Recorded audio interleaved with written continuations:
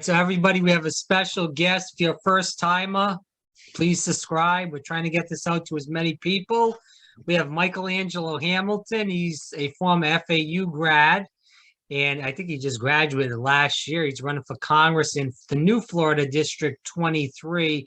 It's Boca, Pompano Beach, all those surrounding areas. Ted Deutsch's old seat. I know this turf very well, as being down there for about 6 years. So anyways, we're going to kick this around with some real heavy issues here. Michaelangelo Hamilton, it's great to have you on. I appreciate your time today.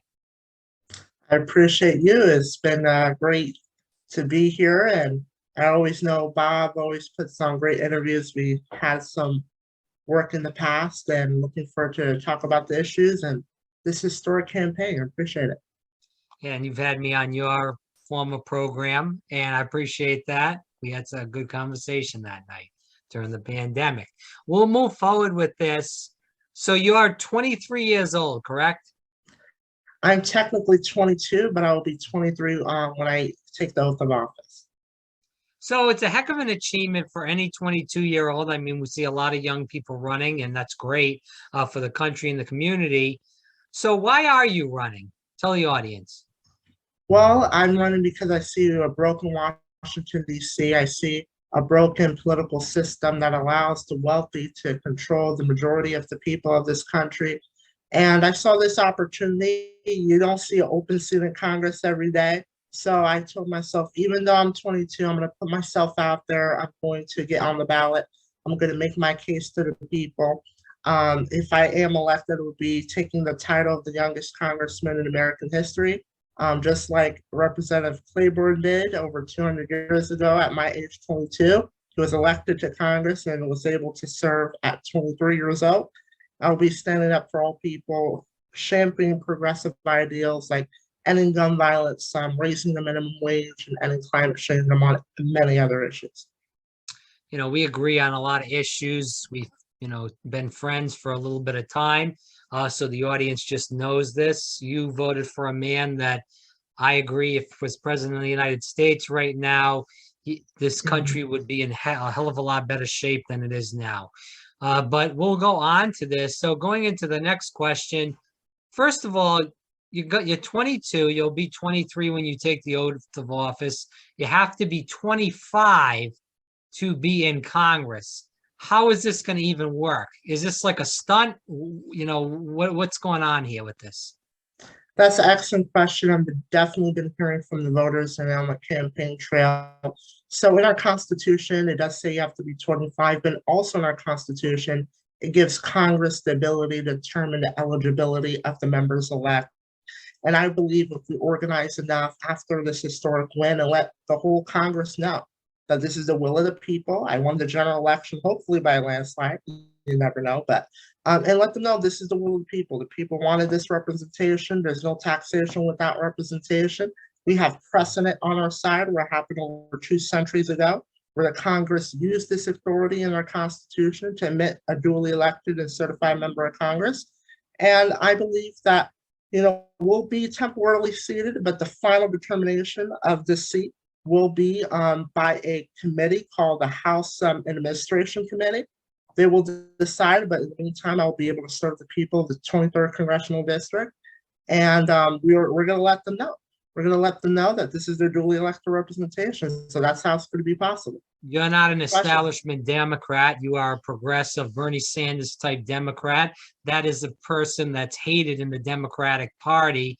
What makes you think that if you do win this election, that they will seat somebody that's in the Bernie Sanders mode when they hate people like you?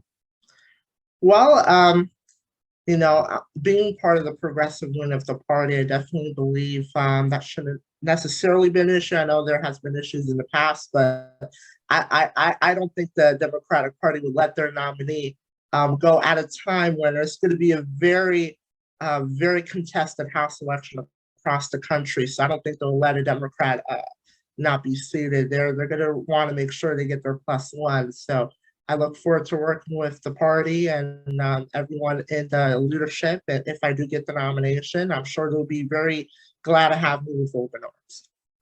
Some people will say, why not run for a city council seat? Why not run for a lower seat? Why start up high in Congress? We need people to fill these lower seats that do have a progressive agenda, that are trying to help the people, and it could be a really good springboard into a congressional seat. So why would you do that?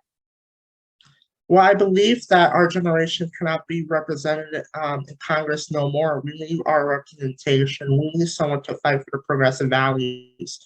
If this didn't happen before in this country, that would be a lot of bigger, different story than what is before us today.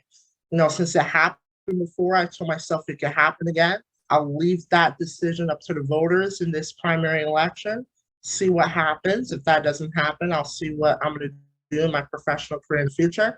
I'm probably going to continue my private business practices or work in the insurance industry still. But I want to be able to, take my aspirations and ambitions and my education I got at Florida Atlantic University, like you said, to Washington, because I believe we need people who are going to stand up for the working class. And some of my opponents already have super PACs, which I absolutely do not agree with.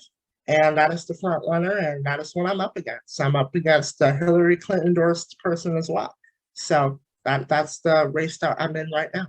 But let's talk about this. This is a Jewish district. You're running Right. against a guy that you just spoke about that is Jewish.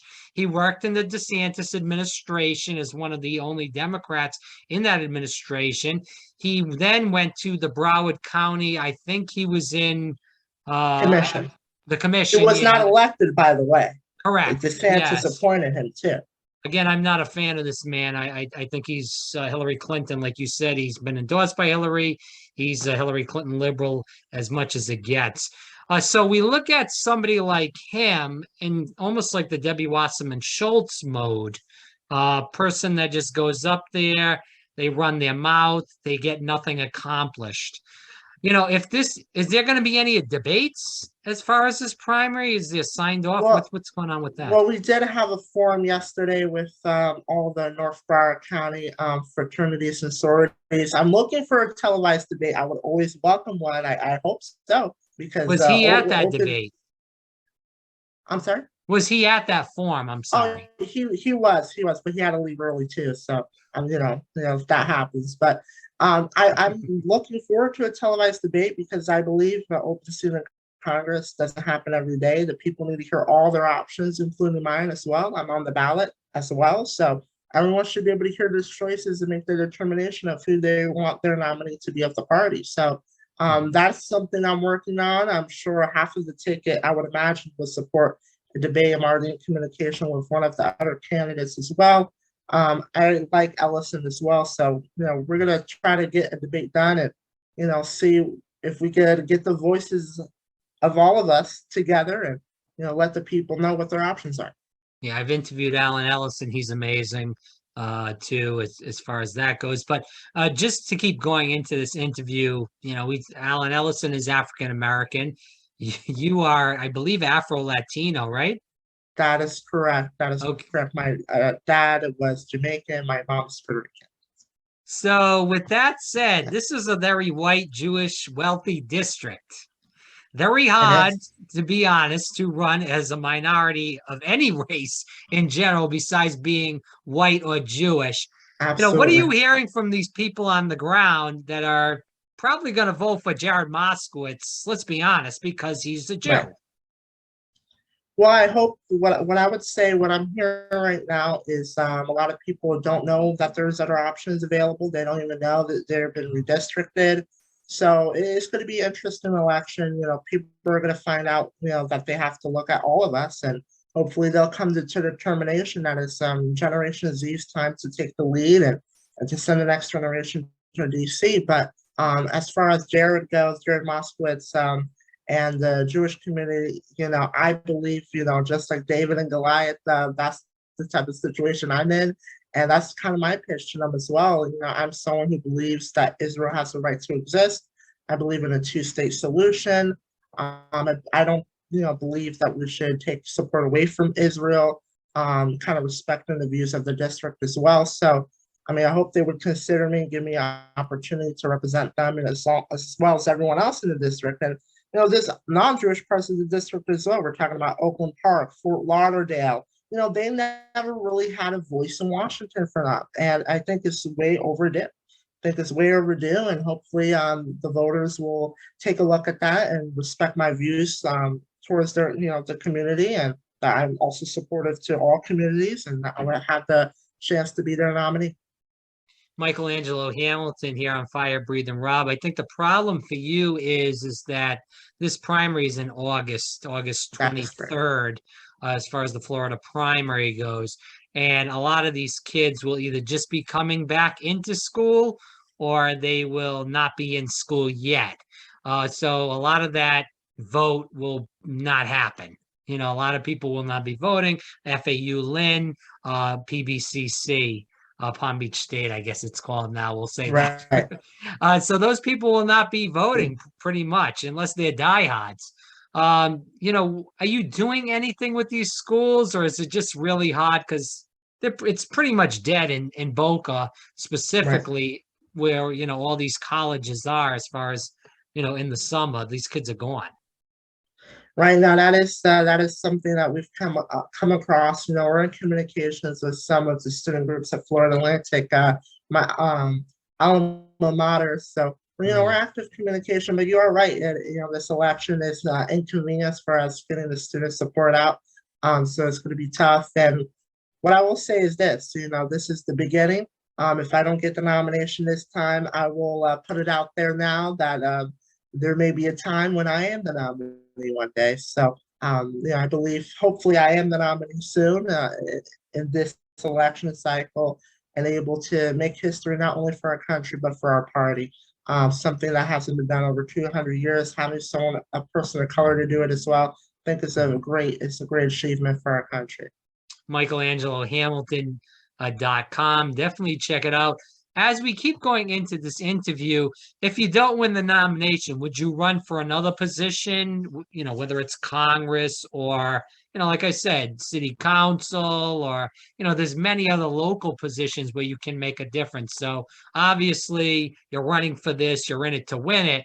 But regardless of that outcome, if it doesn't go the way, you plan it to, would you run for another smaller position? That's still very important to the community of South Florida.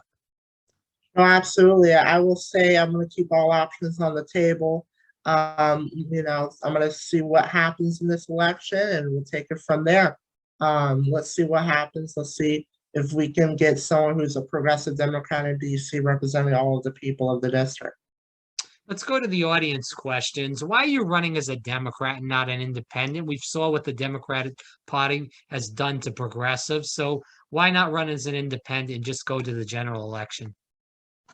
That's an excellent question. I definitely agree with your sentiment. The Democratic Party has had issues with us progressives, and I believe just the way the system's set up, the way our country is set up, is very, very, very difficult for a third-party independent candidate to win a congressional seat. This is the best chance I would say I have right now. I could have had a better chance if I just not done anything this time or went for a lower position, work my way up. But I saw this of a too important chance to give up, and only with hard work and spirit, and you keep moving forward. I believe that the people will look at all the options and hopefully decide that I will be the nominee. But I definitely agree with you. The Democratic Party has been a party some sort of platitudes as well. So that's something I look forward to hopefully change, and we can also have someone in the party that's going to be actually doing their job, not just talking the good talk and walking the walk though. What's your opinion on President Joe Biden? Well, I believe that's a great question. The current president, I believe, is doing the best he can right now for the American people. I do believe, though, there should be a 2024 primary election. I don't know who's going to jump into that race. I wish it was Bernie, but it doesn't look like it will be.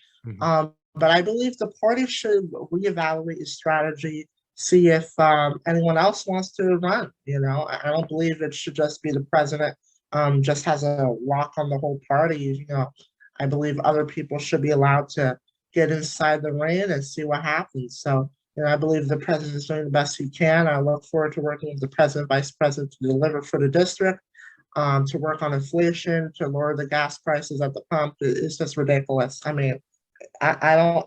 If I was president, that issue would be resolved in like less than 24 hours, hopefully. But you know, that's something I would work with the president, of course, on and the vice president. If you win, there's most likely going to be a Republican Congress with a Republican Senate and a Republican House. What issues do you hope to, if elected, get done with that kind of Republican House and Senate? Well, I definitely would say I would work towards working across the aisle to get, I guess, some of the middle ground solutions we can done. I definitely agree climate change is an important issue. Hopefully that can be a priority that we get passed. Hopefully with this election and the historical value, one of the things I'm going to be saying in my first speech is that we need to have real courage. We are elected to represent all of the people, not our campaign donors, and hopefully that will sting with them, and hopefully that will encourage them to really do what's right for the people. And if they don't, we can always vote them out the next cycle. So I'm going to work my best to work with my colleagues. I'm going to be, leading a lot of people. The first term is going to be very difficult because you have not been there. And by the way, when it comes down to experience, none of my other colleagues or candidates has been incumbent members of Congress. So they don't necessarily have an experience as a member of Congress, So, I have experience as far as the business background, educational background, studying political science. But yeah, no, I would work with anyone who wants to, consider our agenda on the progressive values that I would be representing and all of my constituents delivering for the district and making sure that the people's needs are being met. You bring up the progressive agenda. What is the progressive agenda to you? Because everybody now in Congress considers themselves a progressive. It's a very diluted word right now. So what is the progressive agenda to you? Well, to me, that means a Green New Deal. That means raising the minimum wage to, I think it's well beyond $15 an hour at this point. I mean, it should be tied to inflation. We should look at these proposals very closely. Also, I believe in Medicare for all. My opponent really doesn't talk about Medicare for all or the front runner, of course, because he's super PAC funded. He is the pick of the establishment in South Florida. Some of the people in this race, I will tell you, they know in a long time that this seat was going to open up. I mean, just from what I'm hearing on the scenes, that's probably what happened. I can't say for sure, but based on what I heard as well. So, anywho, I believe in, creating some sort of public option. Unfortunately, the way the insurance Medicare industry is tangled up right now, I have had personal experience in the Medicare Advantage sales industry. It's really hard to get a full Medicare for all system with just the way that Congress is and the way the laws are written. So I believe in a public option at least. That was what we were promised in 2008, but we got Obamacare instead. So I'm not really a fan of what happened there. But yeah, I would be in favor of that. I would be in favor of ensuring we take care of climate change, especially for my generation. What type of world are we going to have 30 years from now? So those are the progressive values I believe in. I'm a non-corporate funded candidate. I reject corporate money, corporate donors. I'm all doing this self-funded right now to even get my name on the ballot. It's so difficult. It costs like 10 grand to even get your name on the ballot. It's unbelievable. So it was a hefty investment on my part to try to do this job, and looking forward to making my case and hopefully earning a lot of support in the district. Michael, any last words for the viewers that are listening to just, plead your case if they're listening to this in that Florida 23? Well, if you are in the Florida 23, you can definitely look and see if you're at, again, michelangelohamilton.com. Read what my story is about. I come from a single mother background, grew up on Social Security. To be even on the ballot for a congressional race at my age is a big accomplishment. Hope you consider what I offer and what representation that I would be bringing to Washington for you. And, the 23rd district is, like you said, Boca Raton, Fort Lauderdale, now West Boca, so parts of Lois Frankel's area. Now it's part of my district as well. Debbie took some parts of Fort Lauderdale from the Deutsch seat. So Fort Lauderdale, Oakland Park, Deerfield Beach, Wilton Manors, Lazy Lake as well, a little city in there too. Cool story. But yeah, no, anyone in that area, you can check and see if you're on MichelangeloHamilton.com, see what issues I have on there, see what I'm about, and I appreciate the opportunity. Looking forward to make my case and continue to do so. And hopefully I do get that televised debate. I appreciate it. MichelangeloHamilton.com. Good luck, and we will Thank you. talk soon again on this program. I appreciate it. God bless.